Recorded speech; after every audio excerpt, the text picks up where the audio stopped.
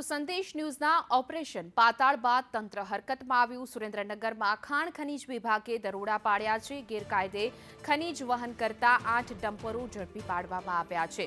Wadhwan Lakhtar highway પરથી આ કાર્યવાહી કરવામાં આવી છે। કુલ 3.20 કરોડનો મુદ્દામાલ છે તે જપ્ત કરવામાં આવ્યો છે। તપાસને પગલે ખનીજ માફિયાઓમાં ફફડાટ જોવા મળી રહ્યો છે।